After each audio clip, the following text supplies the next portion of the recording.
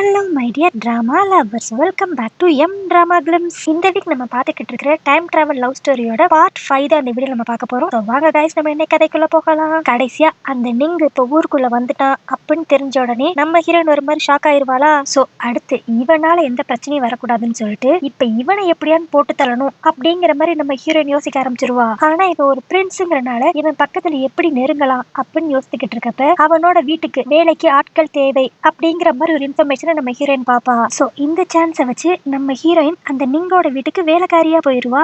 இதுவே இன்னொரு பக்கம் நம்ம ஹீரோவை தான் காட்டுவாங்க. அவன் இப்ப நம்ம ஹீரோயின் சொல்லாம கொள்ளாம இந்த வீட்டை விட்டு போனனால கோபத்துல இப்ப வேற ஏதோ ஒரு 4 பொண்ணுங்க கூட டைம் ஸ்பெண்ட் பண்ணிக்கிட்டு இருப்பான். இது தெரிஞ்சனே அந்த யூ இப்ப நம்ம ஹீரோவை பாக்குறதுக்காக வருவா. உங்களுக்கு என்னாச்சு, ஏன் இப்படி குடிச்சு அடாவடித்தனம் பண்ணிக்கிட்டு இருக்கீங்க, அது மட்டும் இல்லாம ஆன் இந்த வீட்லயே இல்லையே, அவ எங்க போனா அப்படிங்கிற மாதிரி அந்த யூ விசாரிப்பா. ஆனா அதுக்கு நம்ம ஹீரோ அவன் எங்க போனான்னு எனக்கு எப்படி தெரியும், அவளுக்கு 2 கால் இருக்கு, அவ எங்க வேணாலும் போட்டும், எனக்கு அதை பத்தி கவலையே இல்லை அப்படின்றான். இதுவே இன்னொரு பக்கம் இப்ப வேலைக்காரியா இருக்கிற நம்ம ஹீரோயினை தான் காட்டுவாங்க. எப்படியோ இவனோட பர்சனல் வேலைக்காரியா நம்ம மாறிட்டோம், இனிமேல் நம்ம இவன் கூடயே இருக்கிற மாதிரி தான் இருக்கும், கரெக்டான டைமை பார்த்து இவன் எப்படியான்னு போட்டு தள்ளிடணும் அப்படிங்கிற மாதிரி அப்ப யோசித்துக்கிட்டு இருப்பா. அதுக்கடுத்து அந்த நீங்க எங்கேயோ வெளியே போகணும்னு சொல்லிட்டு இப்ப நம்ம ஹீரோயினும் சேர்த்து வெளியே கூட்டு போவானா. அப்ப இவங்க போய்கிட்டு இருக்கிற வண்டிக்கு முன்னாடி ஏதோ ஒரு வண்டி வந்து நிக்கும். சரி அது யாரோட வண்டி அப்படின்ட்டு நம்ம ஹீரோயின் கீழே இறங்கி போய் பார்த்தா அது நம்ம ஹீரோவோட வண்டியா இருக்கும். இவளை பார்த்தோன்னே நம்ம ஹீரோக்கு கொஞ்சம் சந்தோஷமாவும் இருக்கும். ஆனா இவ இப்ப நிங்கோட வேலைக்காரியா மாறிட்டா அப்படின்னு தெரிஞ்ச உடனே லைட்டா கடுப்பாவும் ஆவான். பட் ஆனா இவங்க 2 பேரும் எங்கேயோ வெளியே தான் போறாங்க அப்படின்னு தெரிஞ்சுக்கிட்ட நம்ம ஹீரோ இப்ப அப்படியே நிங்க கிட்ட, உங்களை பார்த்தே ரொம்ப வருஷம் ஆச்சு, நீங்க ஃப்ரீயா இருந்தா சொல்லுங்களேன், உங்ககிட்ட நான் சாவாசமா பேசணும்னு சொல்லி ஆசைப்படுறேன் அப்படின்பா. அதுக்கு அந்த நிங்கோ, பேசிட்டா போச்சு, இப்ப நீங்க ஃப்ரீயா இருந்தீங்கன்னா நான் ஒரு ஆக்ஷனுக்கு தான் போறேன், நீங்களும் எங்க கூட வாங்கல அப்படின்றுவான். நம்ம ஹீரோக்கா இந்த சான்ஸுக்காக தானே நான் வெயிட் பண்ணிக்கிட்டு இருந்தேன் அப்படின்ட்டு இப்ப நம்ம ஹீரோ நிங்கு ஹீரோயின் இவங்க 3 பேருமே அந்த ஆக்ஷனுக்கு போயிருவாங்க. அதுக்கடுத்து இப்ப அந்த ஆக்ஷன்ல தான் காட்டுவாங்க நிறைய பொருள் அப்படி ஏல விட்டுக்கிட்டு இருப்பாங்க. இத வந்து அந்த நிங்கும் நம்ம ஹீரோவும் அப்படி மும்மரமா பாத்துக்கிட்டு இருப்பாங்களா. அந்நேரம் ஒரு வேலைக்காரியா நம்ம ஹீரோயின் நிங்குக்கு அப்படியே டீ எல்லாம் ஊத்தி கொடுப்பா. இதை பார்த்து அப்படி லைட்டா பொறாமப்படுற நம்ம ஹீரோ, என்ன நீங்க நிங்குக்கு மட்டும் தான் டீ ஊத்தி கொடுப்பீங்களா, எனக்கெல்லாம் ஊத்த மாட்டீங்களா அப்படின்ட்டு வீம்புக்குனே நம்ம ஹீரோயினை கலாய்ப்பான். அதனால நம்ம ஹீரோயினும் அப்படியே அவன மனசுக்குள்ளே திட்டிக்கிட்டு நம்ம ஹீரோ பக்கத்துல வந்து நின்று டீ ஊத்தி கொடுத்துக்கிட்டு இருப்பா. ஆனா அப்ப அந்த ஆக்ஷன்ல ஒரு ரிங் ஒண்ணு ஏலத்துக்கு வரும். அந்த ரிங் வேற எந்த ரிங்கும் கிடையாது, நம்ம ஹீரோயின் டைம் டிராவல் பண்றதுக்காக ஒரு ரிங் யூஸ் பண்ணிருப்பாள் அந்த ரிங்கு. இத பார்த்துட்டு நம்ம ஹீரோயின் ஒரு மாதிரி ஷாக் ஆயிருவா. அப்புறம் தான் அவளுக்கு தெரிய வரும், இவ ஸ்டார்டிங்ல இருந்து யூஸ் பண்ணிக்கிட்டு இருந்த ரிங் வந்து இந்த ஆக்ஷன் மூலியமா தான் நம்ம ஹீரோ கைக்கு வந்திருக்கு. அதுக்கடுத்து எப்படியோ அது அவ கைக்கும் வந்திருக்கு. சோ இத பத்தி அப்படியே யோசிச்சுக்கிட்டே நம்ம ஹீரோயின் டீ ஊத்திக்கிட்டு இருப்பாளா. இப்ப அந்த டீ அந்த கப்பையும் தாண்டி வெளியே வர ஆரம்பிச்சிரும். ஐயோ சாரி தெரியாம பண்ணிட்டேன், நான் போய் கிளீன் பண்றதுக்கு ஏதாவது துணி எடுத்துட்டு வரேன் அப்படின்ட்டு அங்க இருந்து கிளம்பிடுவா. ஆனா இப்ப ஓரமா வந்தவ ஒரு மாதிரி டென்ஷன் ஆவா, இந்த ரிங் எப்படி இந்த இடத்துக்கு வந்துச்சு, சோ விதிப்படி என்ன நடக்கணும்னு இருக்கோ அது எல்லாமே அப்படியே நடக்கிற மாதிரி தெரியுது, இதை நான் எப்படியான்னு சேஞ்ச் பண்ணி ஆகணும் அப்படிங்கிற மாதிரி அவ யோசித்துக்கிட்டு இருப்பா. அதனால கடைசியா நம்ம ஹீரோயின் இந்த நிங்குனால ஹீரோ உயிருக்கு எக்காரணத்தை கொண்டு எந்த ஆபத்து வந்துடக்கூடாது அப்படின்ட்டு இவ அன்னைக்கு ஹோட்டல்ல இருக்கிறப்ப ஒரு எலி மருந்து வாங்கி வச்சிருப்பாள். அந்த எலி மருந்த இப்ப அந்த டீ பாட்ல மிக்ஸ் பண்ணிடுவா. சோ இதை நிங்குக்கு கொடுத்து போட்டு தள்ளணும் அப்படிங்கறத அவ பிளான் போல. ஆனா இவ இப்படி இதை மிக்ஸ் பண்றத நம்ம ஹீரோ நோட் பண்ணிடுவான். அதுக்கடுத்து இப்ப திரும்பி அந்த ஆக்ஷன் நடக்கிற இடத்துலதான் காட்டுவாங்க. அங்க நம்ம ஹீரோயின் ஸ்ட்ரைட்டா போய் அந்த எலி மருந்து கலந்த டீயை இப்ப நிங்குக்கு ஊத்தி கொடுத்துருவா. அந்த இடத்துக்கு இப்ப நம்ம ஹீரோ வந்துட்டு, என்ன அவருக்கு மட்டும் டீ ஊத்திக்கிட்டு இருக்கீங்க, எனக்கும் டீ ஊத்துங்க அப்படின்பா.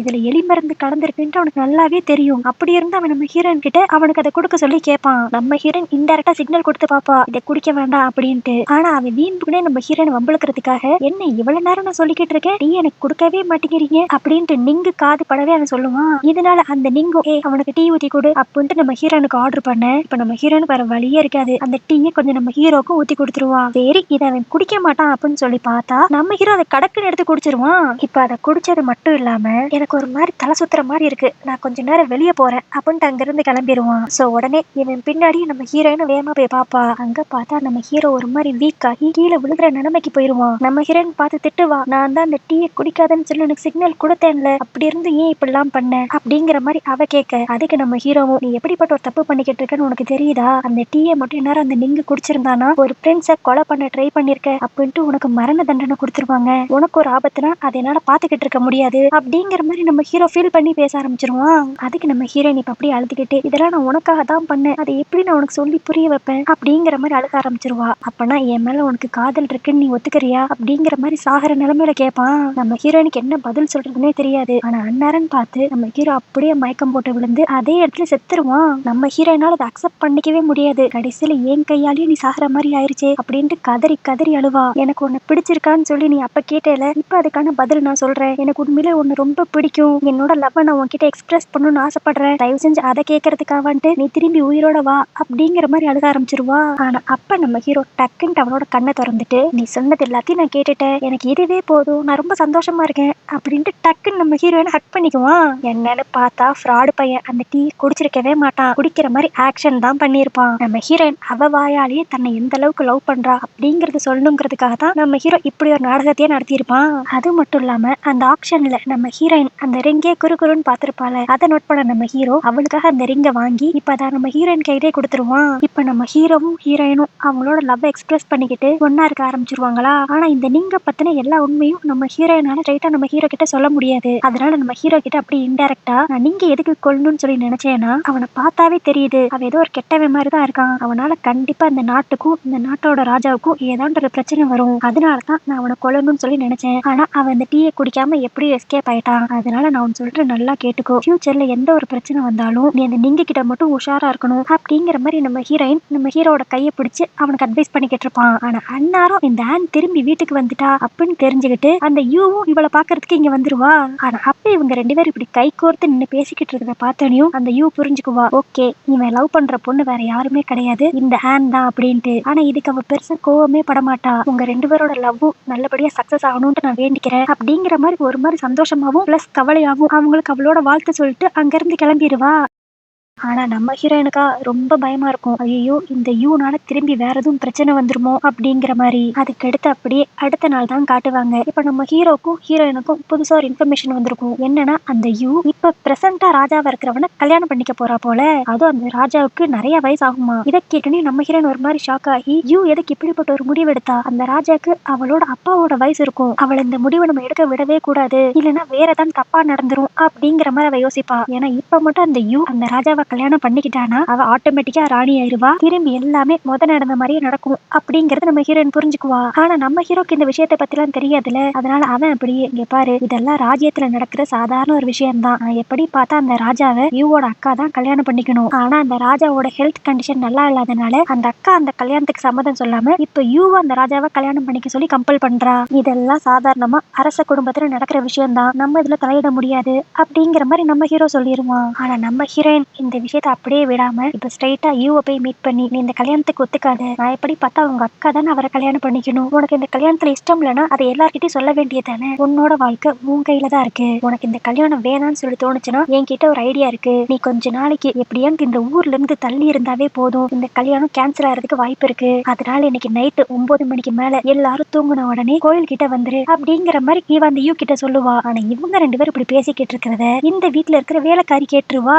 அதுக்கடுத்து அப்படியே அன்னைக்கு நைட்டு தான் காட்டுவாங்க. 9 மணிக்கு மேல வீட்டுக்கு தெரியாம அந்த யூ எஸ்கேப் ஆகலான்னு பாக்குறப்ப கரெக்டா வாசல் கிட்ட யூவோட அக்கா வந்து நின்றுவா. அவ அப்படியே அந்த யூவை பார்த்து, நீ என்ன இவ்வளவு அப்பாவியாவும் முட்டாளாவும் இருக்க, நீ இங்க இருந்து எஸ்கேப் ஆகலான்னு சொல்லி ஹேண்ட் போட்டு கொடுத்த பிளான் படி தானே எல்லாம் செஞ்சுக்கிட்டு இருக்க, ஆனா நீ எஸ்கேப் ஆக போற விஷயம் எனக்கு எப்படி தெரியும் தெரியுமா, அந்த ஹேண்ட் தான் என்கிட்டயே சொன்னா, ஏன்னா அந்த ஹேனுக்கு ஒண்ணு சுத்தமா பிடிக்காது, நீ எப்ப பார்த்தாலும் ஷூ பின்னாடி சுத்திக்கிட்டு இருக்க, அதனால அவ செமையா எரிச்சல் ஆகிறா, ஏன்னா அவளும் அந்த ஷூ வந்து இப்ப லவ் பண்ண ஆரம்பிச்சிட்டாங்களே, அப்ப நீ தான் நடுவுல டிஸ்டர்பன்ஸா இருக்க, சோ உன் கதைக்கு ஒரு முடிவு கட்டணும் தான் அவ இவ்வளத்தையும் பிளான் போட்டுட்டு அந்த பிளான மொத்தத்தையும் என்கிட்ட சொல்லிட்டா அப்படின்ட்டு அந்த அக்காக்காரி போய் சொல்லுவா. ஆக்சுவலி இவங்க வீட்டு வேலைக்காரி மூலியமா தான் இவளுக்கு இந்த விஷயம் தெரிய வந்திருக்கும். ஆனா இப்ப மொத்த பழியையும் தூக்கி நம்ம ஹீரோயின் மேல போட்டுருவா. இதுவே இன்னொரு பக்கம் இந்த யூவை கோயில் கிட்ட இருந்து கூட்டு போறதுக்காக நம்ம ஹீரோ ஹீரோயின் ரெண்டு பேருமே அந்த இடத்துல வெயிட் பண்ணிக்கிட்டு இருப்பாங்க. இப்ப அந்த இடத்துக்கு அந்த அக்காக்காரி யூவை இழுத்துட்டு வந்துட்டு, இங்க பாரு உன்னை இங்க இருந்து கூட்டு போறேன்னு சொல்லிட்டு அவங்க ரெண்டு பேரும் எவ்வளவு ரொமான்டிக்கா ஜோடி போட்டு சுத்திக்கிட்டு இருக்காங்க. அவளுக்கு இந்த கல்யாணத்தை நிப்பாட்டுறதுல பிளானே கிடையாது, உன்னை எப்படியாண்டு ராஜாவுக்கு கல்யாணம் பண்ணி வைக்கணுங்கிறதா அந்த ஆனோட பிளானே. அது புரியாம நீ என்னன்னா அவள ஒரு அக்கா மாதிரி நினைச்சுக்கிட்டு இருக்க அப்படிங்கிற மாதிரி இந்த யூவோட அக்கா நல்லா இந்த யூவை ஏத்தி விடுவா.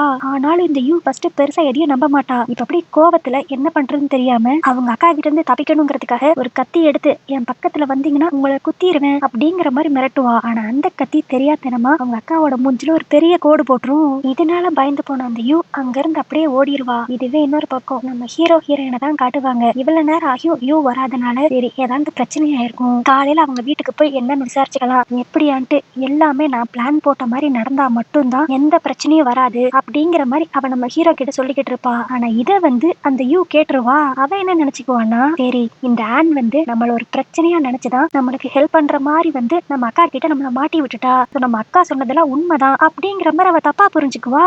அதுக்கு எடுத்து இப்ப அப்படியே அடுத்த நாள் தான் காட்டுவாங்க. நம்ம ஹீரோயின் அந்த யூவை பார்த்து, நேத்து நைட்டு நீ ஏன் வரல, உனக்காக நாங்க வெயிட் பண்ணிக்கிட்டு இருந்தோம், சரிவா இப்ப நம்ம இங்க இருந்து எப்படியான்னு கிளம்பிடலாம் அப்படின்ட்டு அவ கூப்பிடுவா. ஆனா அதுக்கு அந்த யூ, இல்ல இனி அது எதுக்குன்னு அவசியம் இருக்காது, நான் அந்த ராஜாவை கல்யாணம் பண்ணிக்கலான்ட்டு முடிவு பண்ணிட்டேன். ஏன்னா நேத்து நான் இங்க இருந்து தப்பிக்கிறப்ப எங்க அக்கா கிட்ட மாட்டிக்கிட்டேன். அதனால கோபத்துல நான் அவ மூஞ்சில ஒரு பெரிய கீறல் போட்டுட்டேன். இனிமேல் என்ன தவிர்த்து யாராலையும் இந்த ராஜாவை கல்யாணம் பண்ணிக்க முடியாது. அது மட்டும் இல்லாம நல்லா யோசித்து பாரு, நான் மட்டும் அந்த ராஜாவை கல்யாணம் பண்ணிட்டேன்னா நான் இந்த நாட்டுக்கே ராணி ஆயிருவேன் அப்படிங்கிற மாதிரி அவ பேச ஆரம்பிச்சிருவா. ஆனா நம்ம ஹீரோயின் இப்ப அப்படியே அந்த யூவை பார்த்து, உனக்கு என்னாச்சு, நீ இப்பெல்லாம் முடிவெடுக்கிற ஆளே கிடையாது. கரெக்ட் தான், நான் இப்பெல்லாம் முடிவெடுக்கிற ஆளே கிடையாது. ஆனா இந்த முடிவை நான் எடுத்ததுக்கு காரணமே நீதான். நான் உன்னை உண்மையிலேயே என்னோட ஒரு ஃப்ரெண்டு மாதிரி, ஒரு அக்கா மாதிரி தான் பார்த்தேன். ஆனா நீ அப்படியா பார்த்த, உனக்கு இருக்கிற பிரச்சனையா தான் என்ன நீ பாக்குற. இனியும் நீ முன்னாடி நடிக்க வேண்டாம், உன்னோட சுயரூபம் என்னன்னு சொல்லிட்டு நேத்து நைட்டு நான் தெரிஞ்சுக்கிட்டேன் அப்படிங்கிற மாதிரிலாம் அந்த யூ பேச ஆரம்பிச்சிருவா. ஆனா நம்ம ஹீரோயின் சொல்லி புரிய வைக்க ட்ரை பண்ணுவா, இல்ல ஏதோ நீ என்னை பத்தி தப்பா புரிஞ்சிருக்க அப்படின்ட்டு. ஆனா அந்த யூ இப்ப எதை பத்தியும் கேட்காம ஒரு 2 கிளாஸ்ல ஒரு டீயை ஊத்திட்டு, இதுல ஒரு கிளாஸ்ல நான் ஸ்லோ பாய்சன் கலந்துருக்கேன், ஆனா அது எந்த கிளாஸ் இப்ப எனக்கே தெரியாது, நம்ம 2 பேருமே இந்த டீயை குடிப்போம், மித்த எல்லாத்தையும் நம்ம விதிக்கிட்டே விட்டுருவோம், யார் அந்த ஸ்லோ பாய்சன் இருக்கிற கிளாஸை குடிக்கிறாங்களோ அவங்க 7 நாள் செத்து போயிருவாங்க, நீ உண்மையில நல்லவளா இருந்தா இதுல இருந்து ஏதாவது ஒரு கிளாஸ் எடுத்து குடி பாப்போம் அப்படின்னு சொல்லிட்டு அந்த யூ அவ ஒரு கிளாஸை குடிக்க போவா. ஆனா இப்ப நம்ம ஹீரோயின் என்ன நினைச்சான்னு தெரியல, டக்குன்னு அந்த 2 கிளாஸையும் வாங்கி அவளே குடிச்சிருவா.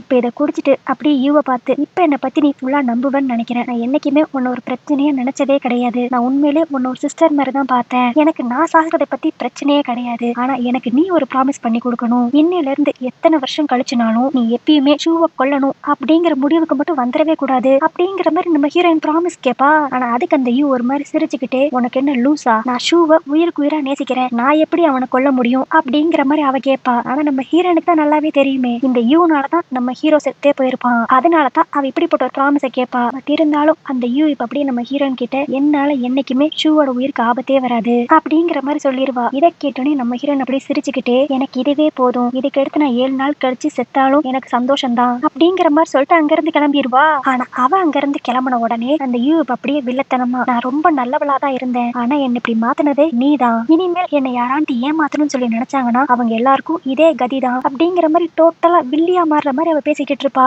இப்போ இங்க இருந்து கிளம்பி போன நம்ம ஹீரோயின் அப்படியே சோகமா நம்ம ஹீரோட வீட்டுல தான் உட்காந்துருப்பாளா. ஆனா நம்ம ஹீரோயின் இப்படி ஸ்லோ பாய்சன் குடிச்சிருக்கா அப்படிங்கிற விஷயமே தெரியாத நம்ம ஹீரோ அவன் நார்மலா ஜாலியா நம்ம ஹீரோயின் கிட்ட பேசிக்கிட்டு இருப்பான். அப்ப நம்ம ஹீரோனோட மனசுக்குள்ள இருக்கிறது எல்லாமே, இன்னும் 7 நாள் தான் நான் உயிரோட இருப்பேன், அதுக்குள்ள என்னோட லவ் லைஃப எவ்வளவு என்ஜாய் பண்ணணுமோ அவளை என்ஜாய் பண்ணிக்கணும் அப்படிங்கிற மாதிரி அவன் நினைச்சுக்கிட்டு இருப்பா. அதனால அடுத்த நாள் காலையில விடிஞ்சும் விடியாமையும் ஒரு பெரிய லிஸ்ட வந்து நம்ம ஹீரோ கிட்ட கொடுப்பா. என்னன்னு கேட்டா, இதெல்லாம் டேட்டிங் பண்றப்ப பண்ண வேண்டிய விஷயங்கள், இப்ப நம்மளும் லவ் பண்றனால நம்மளும் இந்த விஷயங்கள்லாம் பண்ணலாம் அப்படின்பா. அதுல பார்த்தா ஒன்னா ஊர் சுத்துறது, ஒன்னா போட்டோ எடுத்துக்கிறது, அந்த மாதிரி நிறைய விஷயங்கள் இருக்கும். ஆனா அந்த காலத்துலதான் கேமராவே இருக்காதே, அதனால 2 பேரும் சேர்ந்து அழகா ஒரு ஹார்ட் சிம்பிள் மாதிரி மேக் பண்ணி அதை இன்னொரு ஆளை விட்டு வரையலாம் சொல்லுவாங்க.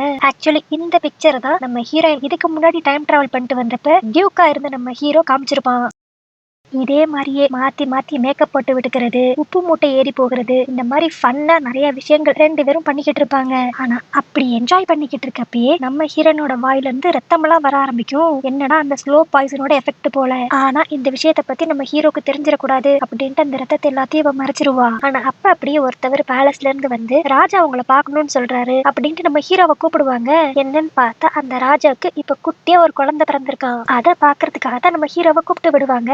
ஆக்சுவலி அந்த குட்டி குழந்தை வேற யாருமே இல்ல, நம்ம இதுக்கு முன்னாடி பார்த்த அந்த குட்டி ராஜா தான், அவரு தான் இப்ப பிறந்திருக்காரு. இந்த விஷயம் தெரிஞ்ச உடனே நம்ம ஹீரோன் அப்படியே பயப்பட ஆரம்பிப்பா. ஆனா இத பத்தி எதுவுமே தெரியாத நம்ம ஹீரோ, சரி ராஜா என்ன கூப்பிட்டு விட்டுருக்காரு, நான் போய் அவர்கிட்ட என்னன்னு பேசிட்டு திரும்பி நான் வீட்டுக்கு வரேன் அப்படின்ட்டு நம்ம ஹீரோ கிளம்பிடுவான். அதுக்கடுத்து இப்ப நம்ம ஹீரோவும் அந்த ராஜாவும் பேசுறதுதான் காட்டுவாங்க. அந்த ராஜாக்கு ரொம்ப உடம்பு சரியில்லாம போயிருச்சு போல, அதனால அவரே புரிஞ்சுக்குவாரு, இன்னும் கொஞ்சம் நாள்ல நான் இப்ப நாள் செத்துருவேன், ஆனா இப்ப எனக்கு ஒரு மகன் இருக்கான், எனக்கு அடுத்து கண்டிப்பா அவன் தான் ராஜாவாக முடியும், ஆனா இந்த விஷயத்த நீங்கனால அக்செப்ட் பண்ணிக்கவே முடியாது, அதனால என் குழந்தைய தான் பண்ணாலும் பண்ணிடுவான், என் குழந்தையோட நல்லதுக்காகவும் இந்த நாட்டோட நல்லதுக்காகவும் நீ டியூக்கா பதவி ஏத்துக்கிட்டே ஆகணும் அப்படிங்கிற மாதிரி அந்த ராஜா ப்ளீஸ் பண்ணி கேட்பாரு. நம்ம ஹீரோக்கு ஆக்சுவலி டியூக் ஆகணும் அப்படிங்கிற எண்ணமே இருந்திருக்காது, அதனாலதான் அவன் ஜாலியா ஒரு பிளே பாய் மாதிரி சுத்திக்கிட்டு இருப்பான். ஆனா இப்ப சிச்சுவேஷன் இப்படி ஆனனால அந்த ராஜா ரொம்ப ப்ளீஸ் பண்ணி கேட்பான். அதனால நம்ம ஹீரோக்கும் வேற வழியே இல்லாம ஓகே அப்படிங்கிற மாதிரி ஒத்துக்குவான். இதுவே இன்னொரு பக்கம் இப்ப வீட்டுல நம்ம ஹீரோயினை தான் காட்டுவாங்க. அவ நம்ம ஹீரோக்காக வெயிட் பண்ணிக்கிட்டு இருக்கப்பே அப்படி தலை சுத்துற மாதிரி வரும். என்னன்னா அந்த பாய்சன் ஃபுல்லா வேலையை காமிக்க ஆரம்பிச்சிருச்சு போல.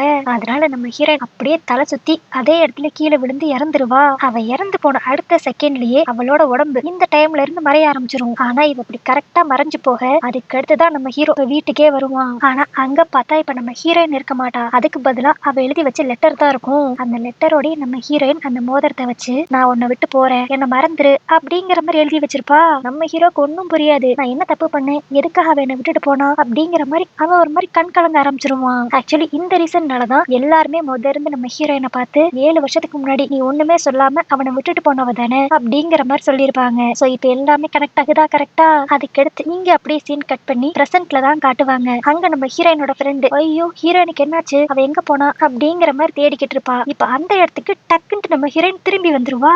அவ ஃப்ரெண்டுக்கு ஒன்னும் புரியாது. என்னடா திடீர்னு மாயமா மறைஞ்சு போறா, திடீர்னு அதே மாதிரி வந்துடுறா அப்படிங்கிற மாதிரி தான் அவ குழம்பி போவா. ஆனா அப்பதான் நம்ம ஹீரோனுக்கு ஒரு விஷயம் தெரிய வரும். என்னதான் இவ டைம் டிராவல் பண்ணி அங்க பல மாசங்கள் வாழ்ந்திருந்தாலும் இங்க ஜஸ்ட் ஒரு ஃபியூ செகண்ட்ஸ் தான் இந்த டைம் லைன்ல கிராஸ் ஆகி போயிருக்கும். அதுக்கடுத்து இப்ப நம்ம ஹீரோக்கு என்ன ஆச்சு அப்படிங்கறத தெரிஞ்சுக்கணுங்கிறதுக்காக நம்ம ஹீரோ டக்குன்ட்டு போன் எடுத்து நெட்ல நம்ம ஹீரோட பேரை போட்டு தேடி பாப்பா. ஆனா இப்பவும் அதுல ஹீரோவோட 28வது வயசுல அவன் செத்துட்டான் அப்படிங்கிற மாதிரி தான் போட்டிருக்கும். இத படிச்சு பார்த்துட்டு நம்ம ஹீரோனுக்கு ஒண்ணுமே புரியாது. நான் தான் ஏற்கனவே நீங்க பத்தி வார்ன் பண்ணிட்டேன், அதே மாதிரி யூ கிட்டையும் நீ ஹீரோவை எதுவும் பண்ணக்கூடாதுன்னு சொல்லி ப்ராமிஸ் வாங்கிட்டேனே, அப்படி இருந்தும் ஏன் அதே விஷயம் திரும்பி நடந்திருக்கு அப்படின்ட்டு கதறி அழுக ஆரம்பிச்சிருவா. ஆனா இப்படி அழுதுகிட்டே இருந்த வேலைக்கு ஆகாது. திரும்பி இன்னொருக்கும் டைம் டிராவல் பண்ணிட்டு போய் நான் எப்படியாவது ஹீரோவை காப்பாத்திரணும்ட்டு வழக்கம் போல அந்த கவிதையை சொல்லி அந்த ரிங்க அப்படியே கையில பிடிச்சிருப்பாளா. உடனே மறுபடியும் நம்ம ஹீரோயின் டைம் டிராவல் பண்ணிட்டு போயிருவா. இந்த வட்டம் நம்ம ஹீரோயின் ஸ்ட்ரைட்டா நம்ம ஹீரோட வீட்டுக்கு தான் வந்திருப்பா. ஆனா அவனுக்கு 21 வயசா இல்ல 28 வயசா அப்படிங்கறது அவளுக்கு தெரியாது. அதனால ரைட்டா நம்ம ஹீரோட ரூமுக்கு போனா அங்க 2-3 கொள்ளக்காரங்க நம்ம ஹீரோவை கொல்றதுக்கு ரெடியா இருப்பாங்க.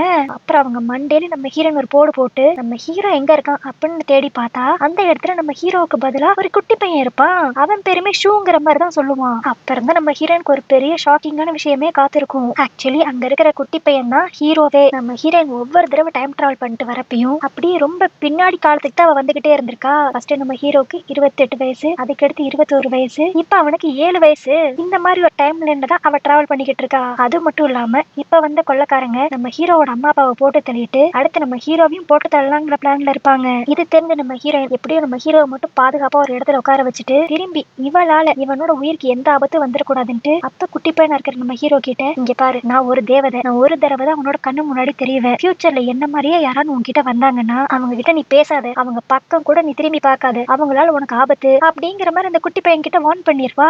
ஏன்னா அவளுக்கு நல்லாவே தெரிஞ்சிருச்சு இவ அவனோட வாழ்க்கையில மறுபடியும் வந்தான்னா நம்ம ஹீரோட உயிருக்கு ஆபத்துன்ட்டு. அதனாலதான் குட்டி பையனா இருக்கிற நம்ம ஹீரோ கிட்ட இப்படி எல்லாம் சொல்லுவா.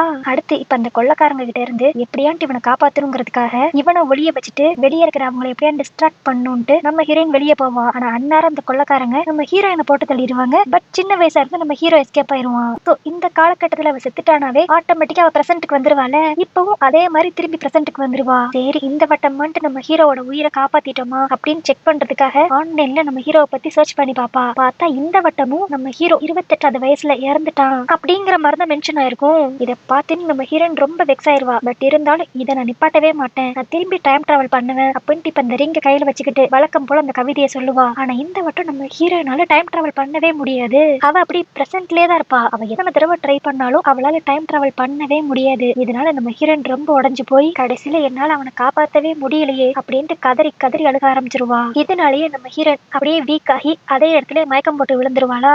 அப்ப அப்படியே அவளுக்கு ஒரு 5-6 வருஷத்துக்கு முன்னாடி நடந்த ஒரு சம்பவம் ஞாபகம் வரும். என்னன்னா இவ ஒரு நாள் நைட்டு ரோட்ல நடந்து போய்கிட்டு இருக்கப்ப ஒரு கார் இவ மேல மோதிர மாதிரி வரும். அந்நேரம் டக்குன்ட்டு ஒரு வயசான ஆள் தான் நம்ம ஹீரோயினை காப்பாத்திருப்பான். அவன் அப்படி காப்பாத்திட்டு இந்த ரிங்க நம்ம ஹீரோயின் கையில கொடுத்து இது உனக்கு சேர வேண்டிய ரிங்கு, உனக்காக அங்க நான் காத்துக்கிட்டு இருக்கேன், நீ சீக்கிரம் என்ன பாக்குறதுக்கு வா அப்படிங்கிற மாதிரி இந்த ரிங்க கொடுத்து அந்த வயசானவன் சொல்லியிருப்பான். நம்ம ஹீரோயினுக்கு ஒன்னும் புரிஞ்சிருக்காது. அவ ஒரு மாதிரி இந்த ரிங்க பார்த்து அப்படியே கன்ஃபியூஸ் ஆகி நின்றுப்பா. இப்ப இந்த விஷயங்கள்லாம் நம்ம ஹீரோயினுக்கு பிரசன்ட்ல ஞாபகம் வந்துருமா. அப்புறம் தான் நம்ம ஹீரோயின் நல்லா கனெக்ட் பண்ணி பாப்பா. அந்த வயசானவன் மாதிரி வந்தது வேற யாருமே கிடையாது, நம்ம ஹீரோ தான். அவன் தான் எப்படியோ ஃபியூச்சருக்கு டைம் டிராவல் பண்ணி நம்ம ஹீரோயினை பார்த்து அந்த ரிங்க கொடுத்துட்டு போயிருப்பான். சோ இப்படிதான் அந்த காலகட்டத்துல இருந்த ரிங்கு இப்ப நம்ம ஹீரோயின் கையில வந்திருந்திருக்கும். இதுலயே நம்ம ஹீரோயின் ஒரு விஷயத்த நல்லா புரிஞ்சுக்குவா. நம்ம ஹீரோ சாகல, ஹிஸ்டரியில அவனை பத்தி எழுதியிருக்க விஷயங்கள் தான் தப்பா இருக்கு. ஏன்னா அவன் உயிரோடு இருந்தனாலதான் வயசான தோற்றத்துல வந்து என்ன பார்த்துட்டு போயிருக்கான். அது மட்டும் இல்லாம அவனோட கல்லறையில இருந்து எடுத்த லவ் லெட்டர் அவன் எனக்காக எழுதுனதுதான். அதை நான் படிச்சு பார்த்தா எனக்கு எல்லா விஷயமும் புரிஞ்சிரும் அப்படின்ட்டு இப்ப வேகமா நம்ம ஹீரோயின் அந்த மியூசியத்துக்கு தான் போவா.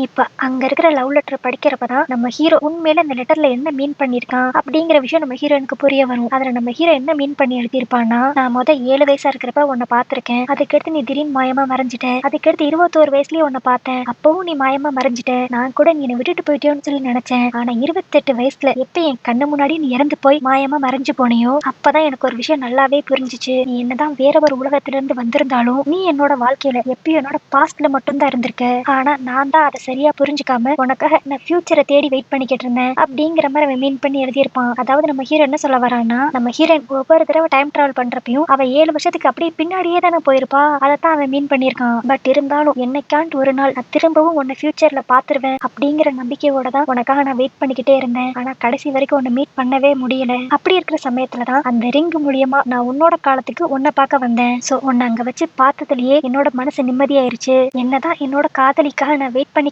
இருக்கிறது எனக்கு ஒரு வழியை கொடுத்திருந்தாலும் நம்ம காதல் ஒரு வித்தியாசமானதுதான், நான் என்னைக்குமே உன்னை மீட் பண்ணதை நினைச்சு சந்தோஷம் தான் படுறேன் அப்படிங்கிற மாதிரிலாம் அந்த லெட்டர்ல எழுதியிருப்பான். இப்போ இதை படிக்க படிக்க நம்ம ஹீரோனுக்கு அப்படி கண்ணீர் மட்டும்தான் வரும். ஒரு பக்கம் நம்ம ஹீரோ எப்படியோ கடைசி வரைக்கும் உயிரோட இருந்துட்டான் அப்படிங்கிற ஒரு சந்தோஷம், பட் இருந்தாலும் இனி இவளால நம்ம ஹீரோவை பார்க்க முடியாதுல, அதை நினைச்சு அவ வருத்தப்பட்டுக்கிட்டு இருப்பா. அப்படி இருக்கிற சமயத்துல நம்ம ஹீரோயின் கீழே இருக்கிற ரிங் அப்படியே கீழே விழுக அது அப்படியே கரெக்டா இன்னொரு ஆள் கால் கீழே போய் நிக்கும். சரி யாருடா அந்த ஆளு அப்படின்னு சொல்லி காட்டுவாங்கன்னு சொல்லி பார்த்தா அந்த இடத்துல அப்படியே அந்த கதையை முடிச்சிருவாங்க. சோ இதை நம்ம 2 விதமா எடுத்துக்கலாம். ஒண்ணு, நம்ம ஹீரோயினால இனிமேல் பாஸ்டுக்கு போக முடியாது, அதனால அவங்க காதல் கதை இன்கம்ப்ளீட் ஆயிருச்சு அப்படிங்கிற மாதிரி எடுத்துக்கலாம். இன்னொரு ஒரு விதம், இப்ப அந்த ரிங் போய் ஒருத்தவங்களோட கால் கீழே விழுகும்ல, அவங்களோட ட்ரெஸ் எல்லாம் பார்த்தா பழைய காலத்து டியூக் போட்டிருந்த ட்ரெஸ் மாதிரியே இருக்கும். சோ நம்ம ஹீரோயினை பாக்குறதுக்காக நம்ம ஹீரோ திரும்பவும் டைம் டிராவல் பண்ணிட்டு வந்துட்டான் அப்படிங்கிற மாதிரி எடுத்துக்கலாம். சோ இந்த மாதிரி ஒரு ஓப்பன் எண்டிங்கோட இந்த டிராமாவை இங்க முடிச்சிருவாங்க. இந்த லவ் ஸ்டோரி உங்களுக்கு பிடிச்சிருந்துச்சுன்னா லைக் பண்ணிருங்க, ஹைப் பண்ணிருங்க. இந்த ஸ்டோரியை பத்தி நீங்க என்ன நினைக்கிறீங்கிறதும் கீழே கமெண்ட்ல மென்ஷன் பண்ணிருங்க. வேற ஒரு கதையோட வேற ஒரு வீடியோல வந்து உங்களை பாக்குறேன். அது வரைக்கும் பை.